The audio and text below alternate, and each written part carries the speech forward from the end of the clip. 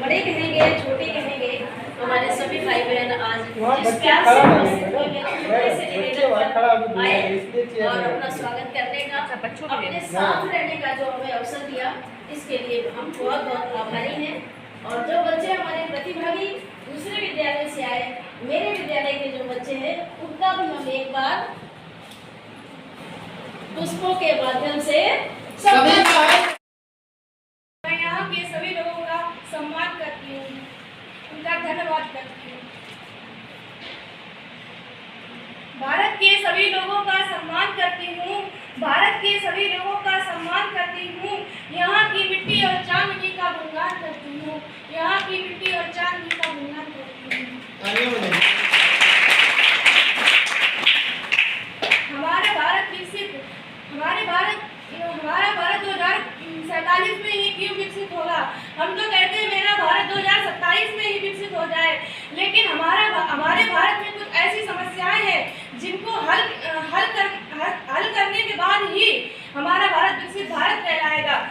जैसे हमारे भारत में कुछ शिक्षा को लेकर के समस्याएं हैं, जैसे शिक्षा के लिए समस्याएं ऐसी हैं जो गांव में बालक या बालिकाएं छात्राएं कोई भी पढ़ती हैं तो उनके गांव में कोई स्कूल नहीं है, तो उनकी समस्याओं को दूर किया जाए। वो शहर में पढ़ने के लिए जाते हैं, उनकी समस्याएं दूर हो, तभी हमारा भारत विकसित भारत कहलाएगा। और हमारे देश में अगर कोई भी डॉक्टर MBBS की पढ़ाई करना चाहता है तो उसके लिए यहाँ पर शिक्षा नहीं है, वो विदेश में शिक्षा लेने के लिए जाते हैं। इसके लिए हमारे भारत में शिक्षा होगी, तभी हमारा भारत विकसित भारत कहलाएगा। और हमारे देश में महिलाओं को ले लीजिए, महिलाओं की सुरक्षा को ले लीजिए। महिलाओं की सुरक्षा के लिए अभी मेरे भारत में पूर्ण तरह से महिलाओं की सुरक्षा नहीं है। कहीं ना कहीं रोजाना अखबार में देखिए, न्यूज़पेपर में देखिए कि कहीं किसी महिला का अपहरण हो रहा है, कहीं बलात्कार हो रहा है, कहीं किडनैप हो रही है महिला। तो इसके लिए हमारे भारत में अभी पूरी तरह से शक्ति नहीं है। और हमारे देश की महिलाएं जब सुरक्षित होगी तब हमारा भारत विकसित भारत कहलाएगा। हमारे भारत की अगर महिलाएं सुरक्षित नहीं है तो हमारा भारत विकसित भारत नहीं कहलाएगा। हमारे भारत में आर्थिक स्थिति को दे दीजिए, हमारे भारत की अभी आर्थिक स्थिति सही नहीं है। गांव में किसी युवा के पास रोजगार पूरी तरह से नहीं है। गांव में किसी के घर टूटे फूटे पड़े हैं जो अपनी आवास योजनाओं का लाभ नहीं उठा पा रहे हैं, उनको लाभ उठाने के लिए और उनको लाभ उठाने का मौका दिया जाए। और जब तक हमारे गांव के हमारे शहर के रोड और सड़क सुरक्षा को ले लीजिए। सड़क सुरक्षा में हमारे भारत में कहीं पर सड़क में मोड़ ऐसी है जहां पर मोड़ ऐसी है जो मुड़ने पर हादसे हो जाते हैं। अक्सर कर अखबार में देखना, कहीं ना कहीं रोजाना कहीं एक ना एक एक्सीडेंट हो रहे हैं। और कहीं रोड में देखिए आप, ऊंचे ब्रेकर्स बने हैं, उसके कारण सड़क हादसे हो रहे हैं। तो हमारे देश में जब तक सड़क सुरक्षा और नहीं होगी तब तक हमारा भारत विकसित भारत नहीं कहलाएगा। और हमारे भारत में युवाओं को रोजगार अच्छी तरह से मिलना चाहिए। और हमारे भारत में गांव में अगर विकास और तरक्की होती, गांव में अगर विकास और तरक्की होती तो युवा गांव छोड़कर शहर नहीं जाता, युवा गांव छोड़कर शहर नहीं जाता।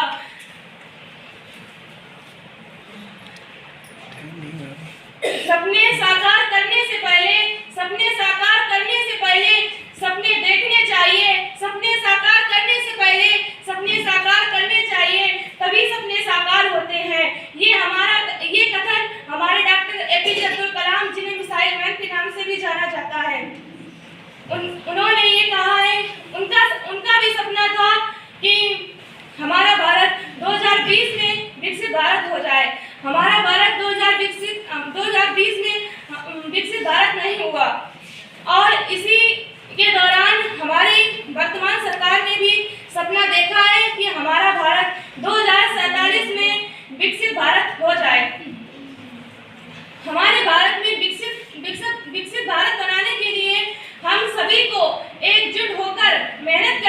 जाएगी।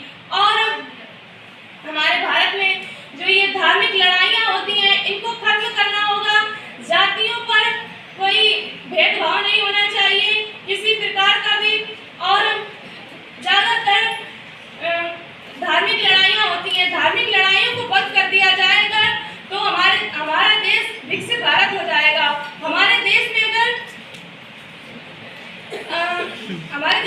अच्छी से अच्छी शिक्षा नीति हो जाएगी तो हमारा भारत विकसित भारत हो जाएगा। हमारे भारत में कुछ समस्याएं हैं जिनको हल कर दिया जाए तो विकसित भारत हमारा भारत विकसित भारत हो जाएगा। और हमारे भारत में जैसे कोई अगर आर्थिक स्थिति को मानते हुए कहते हैं कि आर्थिक स्थिति में अगर कोई पैसा कमाना चाहता है तो उसे अगर उसके गांव में नहीं कोई काम है तो शहर में जाता है। अगर शहर में उसको काम नहीं मिलता है तो विदेश जाता है। इसके कारण ये है कि हमारे देश में आर्थिक स्थिति कमजोर है, इसलिए हमारे भारत में आर्थिक स्थिति का होना जरूरी है। हमारे देश की आर्थिक स्थिति अच्छी होगी तो हमारा भारत विकसित भारत कहलाएगा।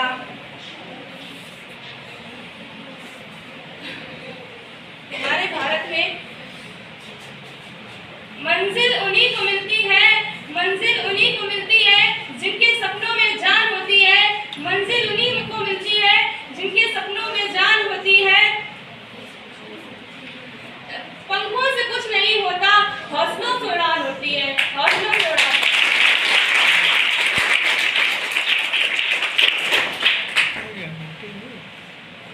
6 मिनट 6:30। और पहले अगर बच्चे खत्म करना हमारे चाहे तो कर भारत सकता है। में कुछ समस्याएं अगर ये हल हो जाए तो हमारा भारत विकसित भारत हो जाएगा।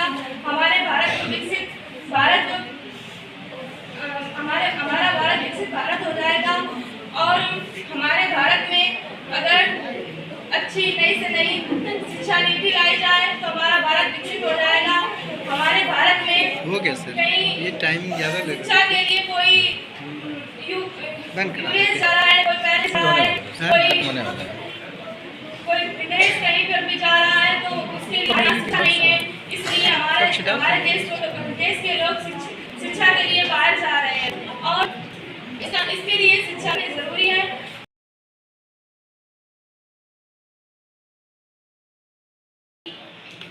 पूरा भी किया। और ये विकसित भारत अगर देखें तो अगर हमारा विकसित भारत बनाना है तो आधी जनसंख्या तो हमारे देश में नारी है। अगर हमारी देश नारियाँ सुरक्षित होंगी तो हमारा देश विकसित भारत होगा। इसके लिए सरकार ने नारियों के लिए बहुत सी योजनाएं चलाई हैं, जैसे कि अगर किसी भी नारी को कोई भी व्यक्ति परेशान करता है तो वो 1090 पे कॉल करके सहायता मांग सकती हैं, जिससे उन्हें तुरंत सहायता प्रदान की जाएगी। सरकार ने स्त्रियों व बच्चियों के लिए श्री लक्ष्मी योजना, श्री योजना इत्यादि चलाई है, जिससे कि कन्याओं को योजनाओं में से लाभ मिल सके। अगर हम शिक्षा के क्षेत्र में देखें तो भारत ने शिक्षा के क्षेत्र में भी बहुत विकास किया है। जैसे कि पहले ग्रामीण क्षेत्रों के लोग पढ़ाई नहीं कर सकते थे, अब वो लोग पढ़ाई कर सकते हैं क्योंकि सरकार ने उनके लिए छात्रवृत्ति योजनाएं जारी की है, जिससे कि हर ग्रामीण बालक को सहायता प्रदान हो सके और वो आसानी से शिक्षा ग्रहण कर सके एवं उसे कठिनाई न आए। अगर हम ये विश्वास सेवा देखें तो स्वास्थ्य सेवा में हम देख सकते हैं कि सरकार ने सरकारी अस्पताल खुलवाए हैं व फ्री दवा वितरण कराई है, जिससे कि हर व्यक्ति को स्वास्थ्य सेवा प्राप्त हो सके, जिससे वो इस क्षेत्र में भी वृद्धि कर सके। अगर यहीं पे हम साधन को देखें तो साधनों के क्षेत्र में सरकार ने एयरपोर्ट, पोर्ट, सड़क, रेलवे इत्यादि में वृद्धि की है। अगर हम सड़क को ही देख लें तो इस समय सड़क का काम जोरदारी से चल रहा है। जिस सड़क से वर्तमान समय में बनी है उतनी तो पिछले 9 वर्षों में भी नहीं बनी है।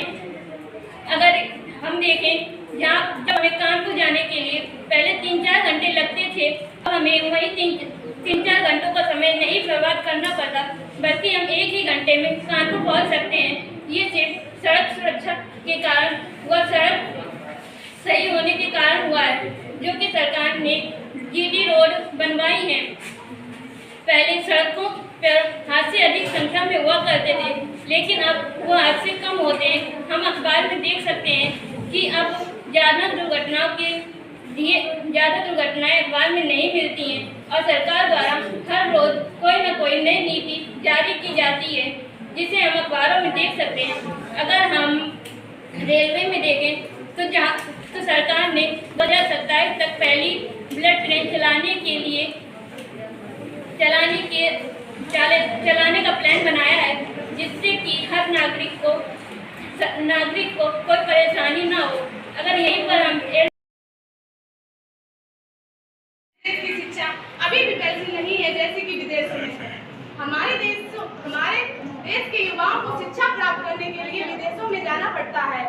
पहले हमारे देश में युवा विदेश से शिक्षा प्राप्त करने के लिए आया करते थे, परंतु अब हमारे देश के युवा शिक्षा प्राप्त करने के लिए देश में जाते हैं। ग्रामीण क्षेत्रों में यह हमारे लिए बहुत चिंता का विषय है कि ग्रामीण क्षेत्रों में शिक्षा पर बल नहीं दिया जाता है। ग्रामीण क्षेत्रों में शिक्षा पर पैसे खर्च नहीं किए जाते हैं, बल्कि यह पैसे कृषि या बिजनेस में लगाए जाते हैं। यदि हमारे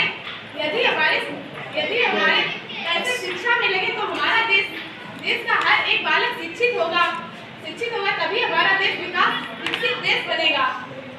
जहाँ देखो वहाँ विकास नहीं दिखता, बेईमानों के भीड़ में खड़ा ईमानदार नहीं दिखता। अगर होता गांव में विकास तो युवा गांव छोड़कर शहर नहीं जाता, यह हमारे लिए बहुत चिंता का विषय है कि जैसा शहर में विकास है वैसा हमारे देश में नहीं है। हमारे देश के युवा शहर में कमाने जाते हैं। हमारे ग्रामीण क्षेत्रों में यदि किसी व्यक्ति की स्वास्थ्य खराब हो जाए तो उसे शहर के लिए रिफर कर दिया जाता है, शहर से विदेश तक उसे रिफर कर दिया जाता है। इससे यह प्रतीत होता है कि हमारे देश में स्वास्थ्य सेवा वैसी नहीं है जैसे कि विदेशों में है। हमारी सरकार को स्वास्थ्य सेवा पर भी बल देना चाहिए। हमारे देश में प्रतिदिन हम लोग अखबार पढ़ते हैं तो वहाँ पर तरह की नीतियाँ सामने आती हैं, परंतु इन सभी नीतियों पर कोई बल नहीं दिया जाता है। अगर हम अखबार पढ़ते हैं तो वहाँ रोजाना एक्सीडेंट वगैरह की समस्याएं सामने आती हैं। हम लोग सरकार द्वारा हम विनती कर रहे हैं कि नए रोडों का निर्माण करें तथा हमारे देश को एक विकसित देश बनाने के लिए अच्छी नीतियों को अपनाएं। अगर हम भ्रष्टाचार के बारे में बात करें तो हमारा देश अभी भी भ्रष्टाचार से बंधा हुआ है। यहाँ पर नारी अभी भी सुरक्षित नहीं है। हम लोग प्रतिदिन अखबार में देखते हैं कहीं किसी नारी का रेप हो रहा है, कहीं किसी के साथ छेड़छाड़ हो रही है। इससे ऐसा प्रतीत होता है कि हमारे देश की नारी अभी भी सुरक्षित नहीं है। जब हमारे देश की नारी सुरक्षित होगी तो हमारा देश आधा विकसित देश कहलाएगा। हमारे देश में नारियों का सर्वोत्तम स्थान माना जाता है। हमारे देश में रोजाना सड़क हादसे होते रहते हैं। सरकार द्वारा सड़कों का निर्माण किया गया है, लेकिन हमारे द्वारा अव्यवस्थित सड़कों का निर्माण किया गया है। सरकार से हम अनुरोध करते हैं कि सड़कों का निर्माण सही ढंग से करें।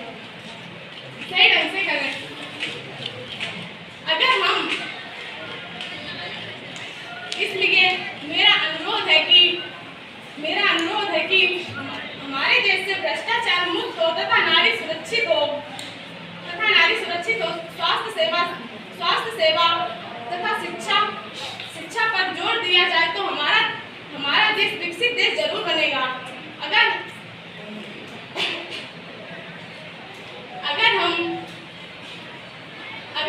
हम लोगों को विकसित देश बनाना है तो हम लोगों को जी जान लगाकर मेहनत करनी होगी तथा अपने देश से भ्रष्टाचार को मुक्त करना होगा। हम लोगों को यह संकल्प लेना चाहिए कि हमारे देश से भ्रष्टाचार मुक्त हो तथा हमारा देश भ्रष्टाचार मुक्त देश बने। हमारे